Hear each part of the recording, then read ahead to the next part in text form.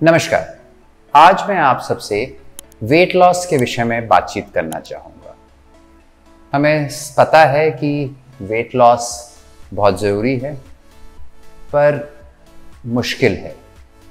Actually मैं लोगों को उदाहरण ये देता हूँ कि अगर आपको ड्रास्टिक वेट लॉस करना है, ड्रास्टिक का मतलब है 10 किलो या उससे ज़्यादा, तो it requires regularity and perseverance. पढ़ाई की तरह परीक्षा में अगर आपको किसी डिफ़िकल्ट परीक्षा, डिफ़िकल्ट कॉम्पिटिटिव एग्ज़ाम को क्रैक करना है, तो आपको लगातार फोकस वे में रोज़ सुबह शाम दिन रात, होली दिवाली फेस्टिवल्स, शादी बर्थडेज के बावजूद भी उस वेट लॉस के प्रोग्राम को लेके सीरियस होना होता है, फोकस्ड होना होता है और उसको फॉलो करना होता है। अब स्पेसिफिक्स पे अगर आए तो वेट लॉस के दो बहुत अहम पहलू हैं। पहला कि आप उसको मॉनिटर कर रहे हैं कि नहीं।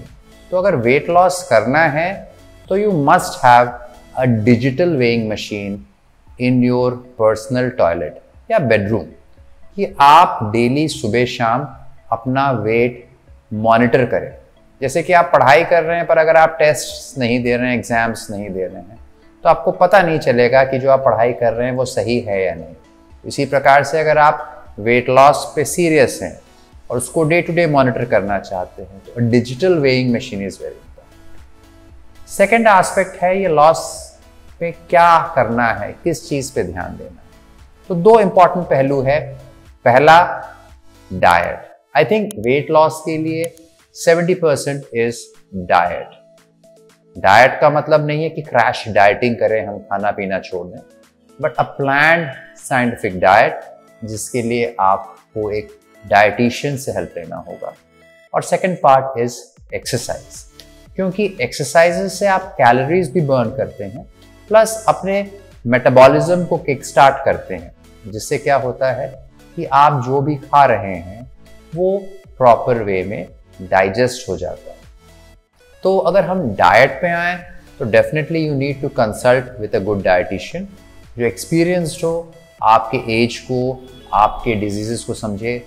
जो डाइट हम किसी 20 साल या 30 साल के यंग पर्सन को दे सकते हैं, same diet can not be followed by some person who is 50 और 60 और 70। And it also depends upon आप वेजिटेरियन है, नॉन वेजिटेरियन है, तो इट इज़ वेरी कॉम्प्लेक्स। तो बेटर है कि आप एक डाइटिशियन से कंसल्ट करें। बट हाँ, कुछ थंब रूल्स बहुत ज़रूरी है। पहली चीज़ देखिए, हम जब भी खाना खाने के लिए बैठते हैं तो जब तक पेट भरता नहीं है हम खाना खा के उठते नहीं हैं। So that means we are eating जितना हमारा बॉडी खाने को कह रहा है, और हमारा बॉडी उतना हमको खाने को कहता है जो हमारे वेट को मेंटेन करने के लिए ज़रूरी है। रादर हमको कुछ अच्छा और खाना दिख जाता है तो पेट भरने के बाद हम कुछ एक्स्ट्रा ही खा लेते हैं। मतलब हम लोग हमेशा खाना खाने के बाद, मील्स के बाद प्लस में रहते हैं।